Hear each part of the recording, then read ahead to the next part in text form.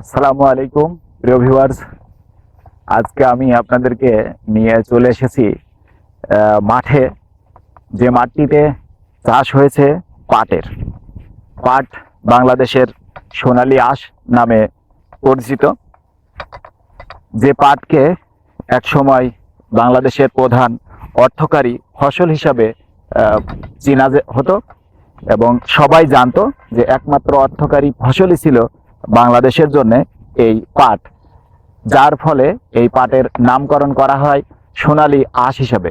সেই পাটের খেতে আমি আপনাদেরকে আজকে নিয়ে এসেছি এবং দেখাবো যে এই মাঠে কি পরিমাণ পাটের চাষ হয়েছে এবং পাট কিভাবে চাষ হচ্ছে, কৃষকেরা এই পাটের পরিচর্যা কিভাবে নিচ্ছেন, সবগুলোই আমি আপনাদেরকে দেখানোর জন্য আজকে এসেছি। সেই বাংলাদেশের আজকে যদিও এটি এখন আর অর্থকারী ফসল হিসাবে ধরা হয় না, কিন্তু তারপরেও রয়েছে এই পাটের নানান ধরনের ঐতিহ্য।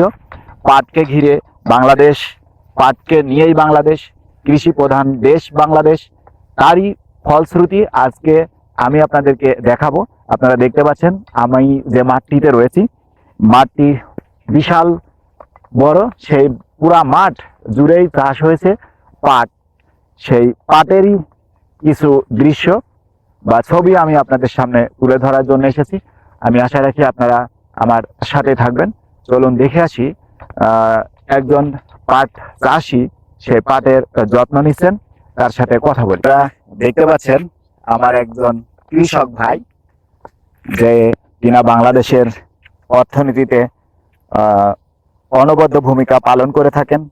আজকে তিনি তার ক্ষেতে এই সোনালী আঁশ নিড়ানির কাজ করছেন। সোনালী আঁশ কিভাবে সংগ্রহ করতে হবে বা পরবর্তী আকর্ষণগুলো কি আসবে, সেগুলোই জন্যই তিনি মূলত এই কাজ করে যাচ্ছেন। এই কাঠপাঠা রোদ্রে আমাদের জন্য কাজ করছেন, দেশের উন্নয়নের ক্ষেত্রে কাজ করছেন।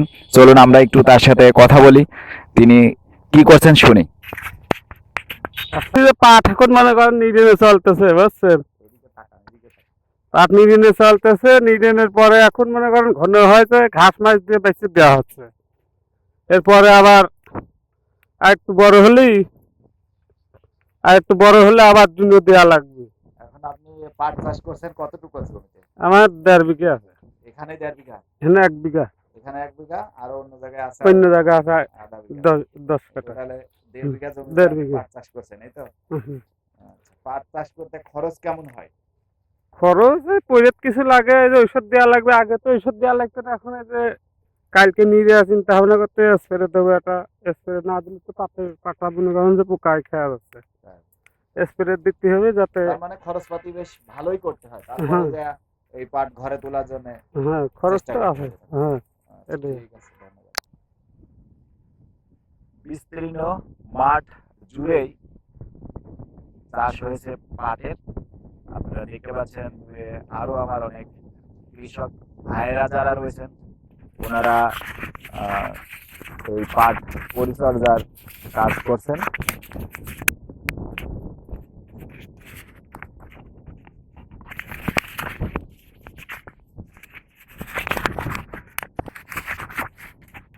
আমি আপনাদেরকে দেখানোর চেষ্টা করলাম যে মাঠ জুড়ে কিভাবে পাটের চাষ হচ্ছে, কিভাবে পাট পরিচর্যা করা হচ্ছে। আপনাদেরকে অসংখ্য অসংখ্য ধন্যবাদ যারা এত সময় ধরে আমার এই ভিডিওটি দেখতে পেলেন বা দেখলেন, আমার সাথে ছিলেন। ভিডিওটি ভালো লাগলে লাইক, কমেন্টস, শেয়ার করবেন। আর এর থেকে ভালো ভালো আরও ভিডিও যাতে আপনাদের সামনে নিয়ে আসতে পারি, সে সম্পর্কে আপনারা কমেন্টস করে জানাবেন কিসের ভিডিও আপনারা দেখতে চান। আসসালামু আলাইকুম। দেখুন কত সুন্দরভাবে পাটগুলো বেড়ে উঠছে। আসলে এই পাট চাষের পিছনে অনেক পরিশ্রম করতে হয় আমাদের কৃষক ভাইদেরকে। কৃষকেরা অক্লান্ত পরিশ্রম করেন এই পাট চাষের জন্য। এখানেই শেষ না, এরপরে আরও প্রস্তুতি, আরও প্রক্রিয়া রয়েছেন এই পাটকে নিয়ে। এই পাট ধীরে ধীরে বড় হবে। এখন প্রথম পর্যায়ে পাটের নিড়ানির কাজ চলছে। সেকেন্ড পর্যায়ে কৃষি ভাষায় বা কৃষকদের ভাষায় বলতে হয় যে পাটে দুনো দিতে হবে। অর্থাৎ এই পাট আপনারা যে পরিমাণ দেখছেন ঘন বা একই সাথে অনেকগুলো গাছ রয়েছে, এই গাছগুলো বড় হওয়ার সাথে সাথে এখান থেকে কিছু গাছ কমাতে হবে। এগুলোকেই আমরা বলে থাকি যে দুনো দেওয়া, সেই কাজটি করতে হবে। এরপরে আসবে পাট কাটার পালা। আমি চেষ্টা করব আপনাদেরকে হয়তো অন্য ভিডিওতে সেই পাট কাটার দৃশ্য দেখানোর জন্য। কাটার পরে পাটকে পানিতে জাগ দিতে হবে, অর্থাৎ ভিজিয়ে রাখতে হবে। এরপরে সংগ্রহ করা হবে সোনালী আঁশ। আমি আবারও বলছি একই কথা, যে আমি চেষ্টা করব সেই পাটের আঁশ সংগ্রহের কাজ এবং সেই পাট জাগ দেওয়ার কাজ ইনশাআল্লাহ অন্য একটি ভিডিওতে দেখানোর চেষ্টা করব। আপনারা আমার সাথে থাকবেন।